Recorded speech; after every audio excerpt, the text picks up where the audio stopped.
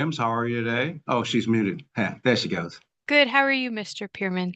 Great, great, great. Nice to see you. All right. So we appreciate having the services of the doctor and Mr. Samanejo joining the usual suspects. Um, so we're here on a one item regular variance on the consent calendar. Matter is involving American Nuts case 6279-1. First, could the clerk help me and us with a numbering of any exhibits in this matter?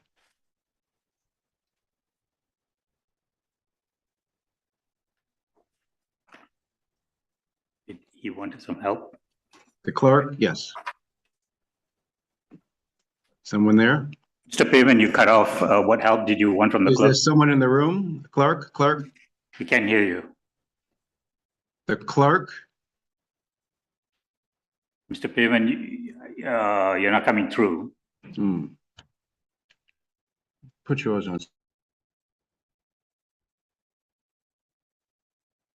It looks like he's muted now. It looks like you're muted, Mr. Pearman.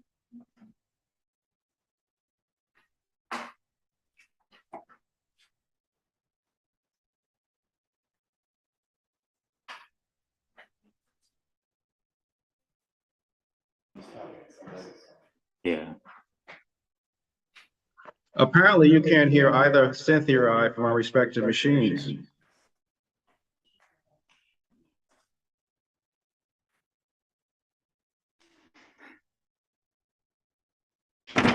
Mr. Pearman, are you looking for the exhibit list? Can you hear me now? Okay, we're not hearing you. If you are, I can just indicate what the exhibits are, if that would help. Exhibit 1, petitioner's exhibit, it would be joint stipulation to place matter on consent calendar. Exhibit 2 would be declaration of Jim Butte. I'm not sure if that's the right pronunciation. For American Nuts to the hearing board. Folks, we're having We're a problem that you can't hear us. And then we emailed you exhibit hearing board H3-1 for. Can you guys hear us? Between board member Balagopalan to the parties or to the hearing board. You have your hand up. Well, he's got his hand up. Can you hear? Can you guys hear us? Mr. Pearman, we can't hear you. Yeah. Okay, let me call them. Can you call in there? Apparently we can't hear either Cynthia or I on our machines. And they were able to. Here, I have the number to call. I just sent a text to Linda, but that's Mary, I think, talking. Yeah, I agree.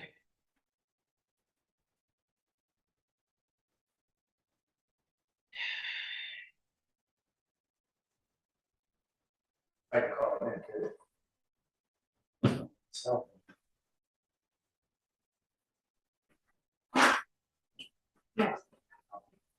I'm just gonna call in. I sent a text to Linda to know that. We were fine until the doctor came online.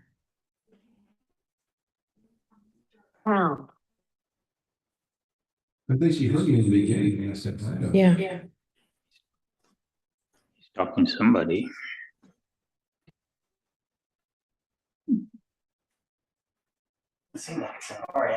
No, I think it's small. On his end. I mean, we heard him just a minute. 342-608. This meeting ID does not exist. Please re-enter. Mhm.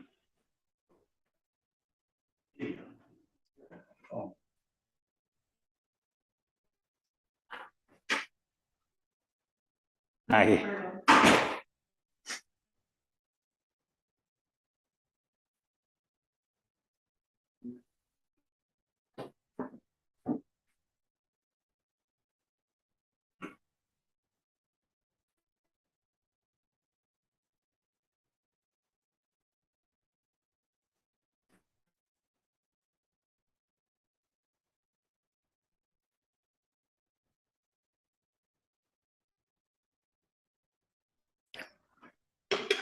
Tess.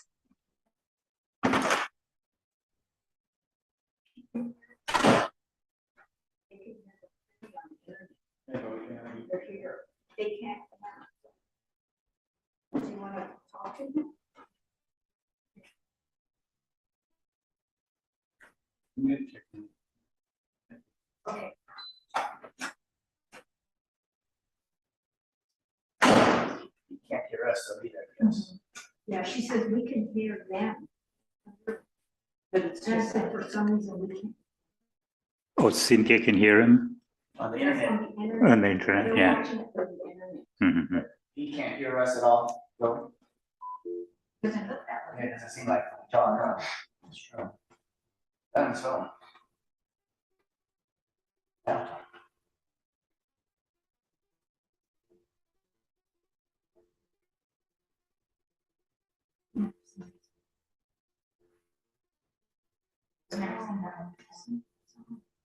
So they did file, it was Thursday, the filing was supposed to be by noon on Tuesday. And, they filed still that day, but it's in the afternoon, right? Yeah, I think they,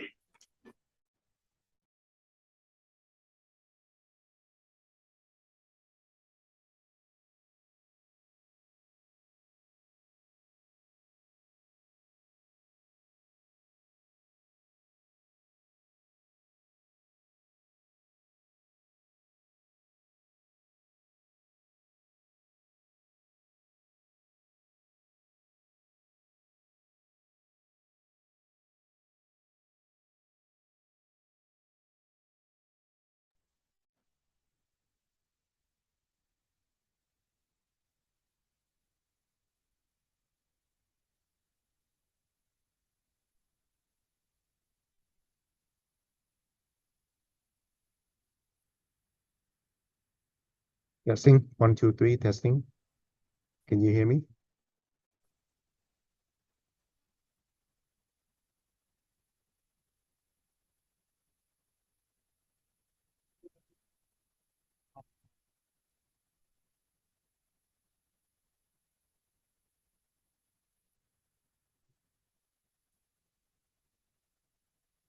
Testing, testing.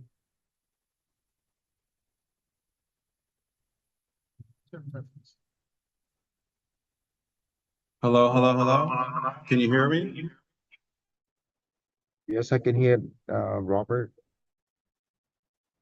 Okay, let's hope it continues to work. I also, This is just for the room. Yeah. Don't go far. Stay here. Make sure we don't. I have- also called in, Now it's for the doing this echo. but I'll get off. Okay, let's hope that's a little better. Sorry about that, but for some reason, the connection was interrupted. So, Mary, I think you were giving us the exhibit list. Could you start that again, please? Sure. For petitioner's exhibits, joint stipulation to place matter on consent calendar, that would be number 1.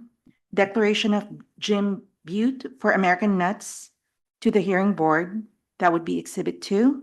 Mm-hmm. Proposed order granting irregular variance, that would be 3.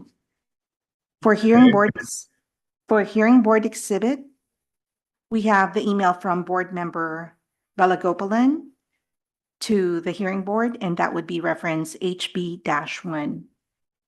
Thank you. Thank you. Okay. Is there anybody in the room who wants to give any public comment on anything in our jurisdiction or testimony on this matter? No, there is not. And also same question, Madam Clerk, about anyone virtually who might have their hand raised to give any public comment or testimony. None. Thank you, thank you. Now, note that under our amended rules as of July 10th, 2025, the chair, in this case myself as acting chair, shall review a request by a single board member to pull the matter from consent. One member did object based upon a failure to meet the requirements for timely submittal pursuant to hearing board rules 4A2. I determined that even if accurate, any such technical deviation was not substantive but merely procedural. Neither party objected. Neither the clerk nor the board members were unduly prejudiced, as they all had time to act on the requested stipulation. Given that the parties intended this to be consent and on appearing today, any delay would not have benefited air quality. Indeed, if the matter is deferred for parties and witnesses to appear, that may delay the implementation of the proposed conditions, which include the voluntary cessation of certain air pollution equipment on the part of the business. Of course, consent calendar status still requires us to deliberate on a motion that would give any board member the opportunity to make any record that he or she sees fit on the subject. What consent calendar does, it simplifies things, and that we may rely on the declarations and other documents submitted by the parties to satisfy the necessary findings we have to make without need for additional testimony. So I will make a motion, ask someone to second it, and then any member who wishes to speak on the matter in deliberations can do so before we vote. Thus, I move in the case 6279-1 American Nuts, facility ID 203361. Site address is 12950 San Fernando Road. The equipment that is subject of the petition consists of 2 nut dry roasters, DR2 and DR5. They are operated pursuant to facility permit numbers G80477 and G80480, each dated July 17, 2025. Thus, based upon the exhibits and documents and petition provided, including among others the stipulation and all at Exhibit 1 and the proposed order on Exhibit 3, with one, or I should say 2 non-material edits to the proposed order.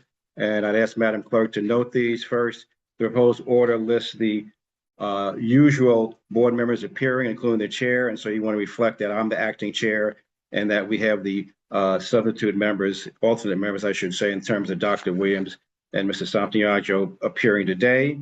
And also in paragraph A of the conclusion and order, it stated petition is granted a short variance. That word should be stricken. It's actually a regular variance that they're seeking. So with those 2 minor edits, then I find that we can make the 6 findings that a variance can be granted, that the petitioner is or will be in violation of section 41701 or of a rule or order of the district, that due to conditions beyond the petitioner's reasonable control, requiring compliance will result in either an arbitrary or unreasonable taking of property or the practical closing and elimination of a lawful business or line thereof, that the closing or taking would be without a corresponding benefit in reducing air contaminants, that the applicant has given consideration to curtailing operations of the source in lieu of obtaining a variance, that during the period the variance is in effect, the applicant will reduce excess emissions to the maximum extent feasible, and during the period of the variance, the applicant will monitor or otherwise quantify emission levels from the source and report these emission levels to the district. And thus, I move that, subject to the 10 conditions set forth in the proposed order, that we grant the regular variance to November 1st, 2026. Do I have a second? Second. All right, Cynthia has second, and I've made the motion. So any board members wish to comment, deliberate, or ask anything regarding this motion? Mr. Pittman, I do have a point of order, actually. I don't believe we have the authority to grant this variance under Rule 504C. So I think I was trying to get that in before you made the motion. Rule 504C says, no variance shall be granted by the hearing board from any rule setting forward requirements for permit to construct. And that is actually then clarified in Rule 518.2, which says that, except in the case of mergers or breakdown, no, in this case, because it's 518, AOC shall be granted requirement to implement BACT as required by 1303A, or from a permit condition that was imposed to avoid application of best available control technology. The situation we have here is exactly that. There is a permit condition that was imposed to avoid BACT. They want a higher throughput, but they don't have BACT, which is the best available control technology. So the rule is very clear that it prohibits this hearing board to grant a variance. Now, they can pursue, the district could pursue an order of abatement and do it that route because the parties appears to be willing to come into compliance, albeit they'll need some time. I don't think we can grant it according to the rule 504 C. And because, you know, that's what it states. And and just as a background, the permit that was issued limited them to 0.67 tons per day to keep it below 1 pound. That is basically a condition that was imposed to avoid the application of BACT specifically. And so what they're asking for, and for both DR2 and DR5, what they're asking for is to process about 442.9 tons per day per month from both these units. So that's clearly not what the rule says we can do. And so on that basis, I don't think we can grant a regular variance. We should I think the best thing is to probably deny it and have the district, if they choose to, file for an order abatement and then go through that process. Otherwise, we'll be violating our own rule.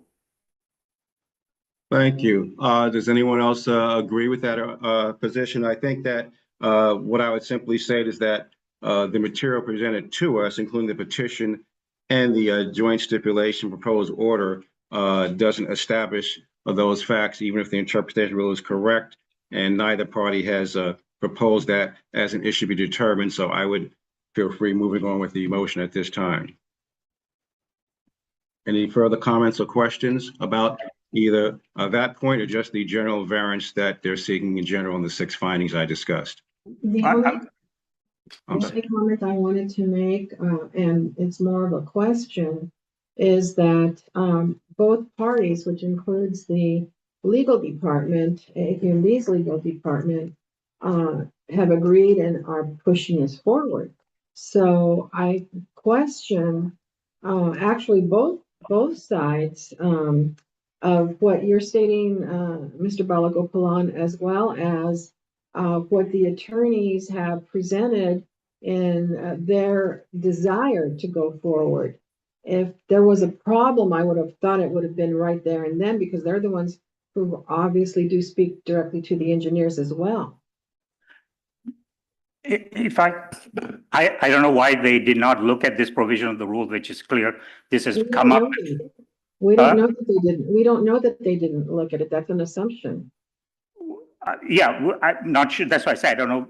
You know, this has come up before, and I think when Ms. Feldman or I think Ms.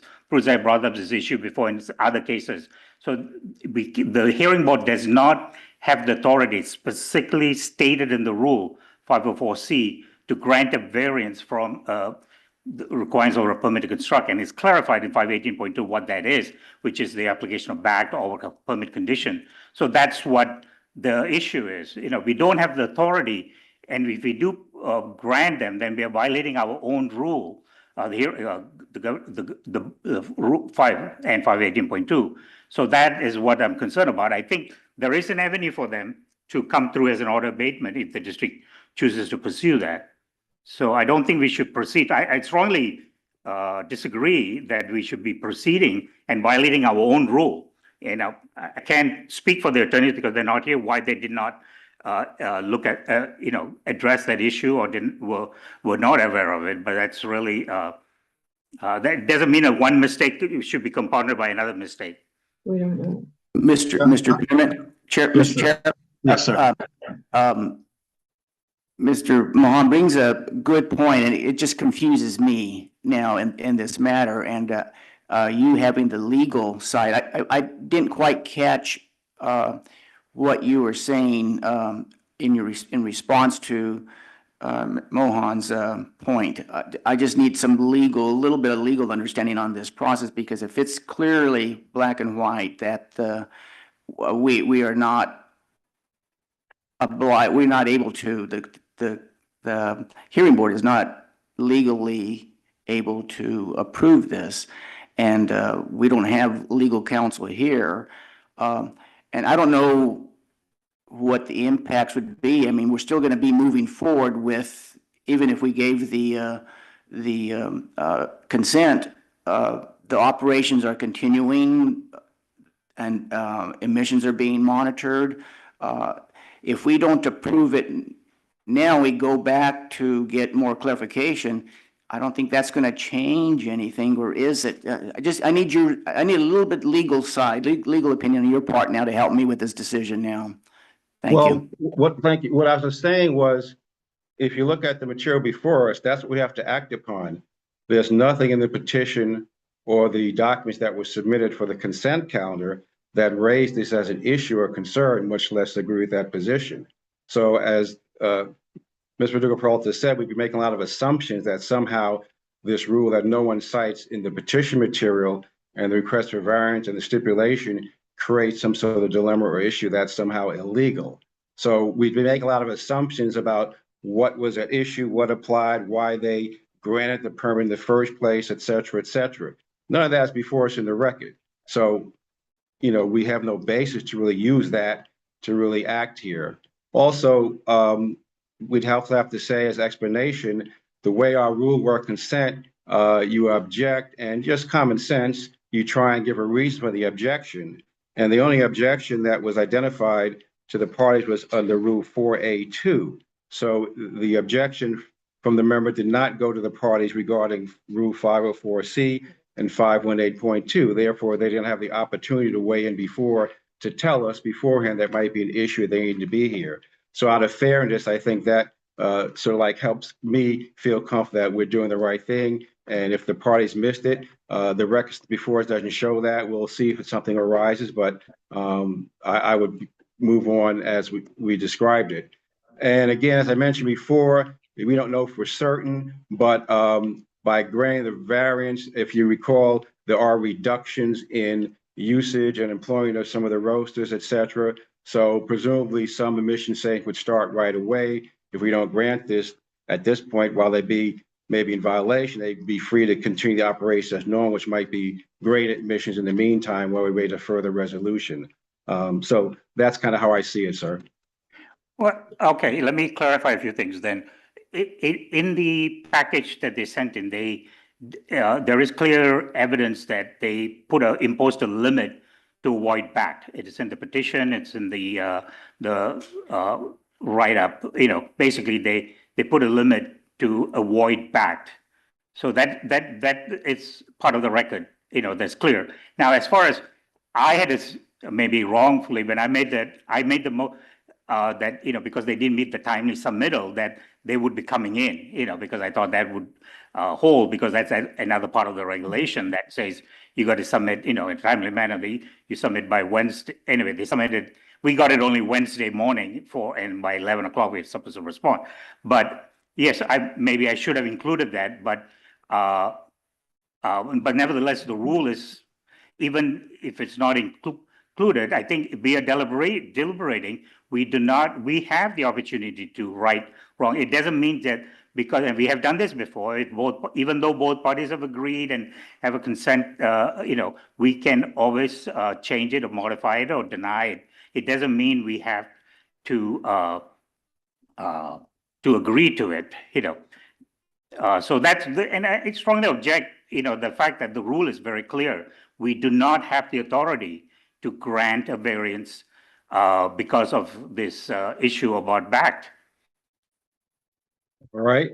Any other questions or comments? I see Ms. Verdugo-Peralta has a hand raised. Yeah, with all due respect, Mohan, if in your email you would have mentioned this, I think or at least I would have been more readily able to, in my mind, look at it and make a decision on it. But as it appears now, as Mr. Pearman stated, what's before us is what we have to consider. And anything else is not on the table. And as far as I'm concerned, because of that, and because we have to deliberate and discuss what's on the table, what has been presented to us, what we have as exhibits, that's all I can legally, in my mind, look at and make a decision. going by what you said, what we have in front of us is if we approve it, we are violating our own rule. Okay? That's my point. The rule is very clear, 504C. It's very clear that the board does not have the authority to grant from a permit to construct. It's explained further in 518.2. That it's as black and white as you can. So there's no ambiguity about that. So that's, I don't think we should approve this as, granted, yes, there's ongoing reductions or whatever the permit says, but nevertheless, I think the proper avenue is to deny this, have the district file, they choose to, for an order abatement, and then the other things that they should be doing as part of the order to have them come into compliance. All right, thank you. And again, from Member Samaniego, my only additional comments on the question you asked me were twofold. One, the rules referenced by the member are not anywhere in the petition. And secondly, any rule or regulations application is usually triggered by certain facts. And so we don't have the facts that would trigger that application as well, even if the rule had been cited. So I'm comfortable with that decision. But anyway, we can vote on it now unless someone has some additional points or questions. Mr. Pierman, the facts are there in the petition. Okay, Mr. Bolahan, you've made your points now. So Okay. anybody have any additional questions? All right. So I'll call the matter for a vote. Ms. Rodrigo Peralta, Aye. Dr. Williams,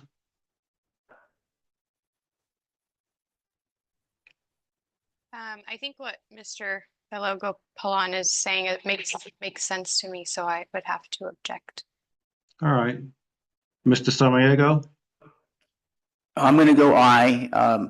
I do want to comment though on this. My assumption is I'm basing it on the facts that I have. And if there is a legal issue, my assumption is legal counsel has already looked at this. They just didn't talk about it. But if there's a legal issue, I think that process can come back up in another hearing if needed. But I vote aye. okay. And what I will do also, I vote aye, of course, is I will see if in our ruling or the minutes or something, we can note that the objection was regarding the effect of rules 504C and 518.2. So the matter will be squarely before any counsel who reads this after. All right, so the motion passes. Oh, Mr. Pierman, you didn't register my vote, so I vote no. Oh, I assume that, yes. All right. Yeah. Okay. All right. Well, thanks for bringing that up. It'll be 3-2. I'll make a note if I can in the ruling or the motion minutes or whatever of those rules you cited, sir, and we'll see what happens. All right. Okay. All right. Thank you, everyone. We appreciate it as always. A good discussion. That's what we're here for. And it's nice to know even a consent calendar item. As I said, it does require deliberations and we deliberate. So we're doing our job, even though we may disagree. That's the whole point of this. Thank you very much. The other matter was taken off calendar, so we're closed for the day. Have a great day, everyone. Have a good weekend. All right.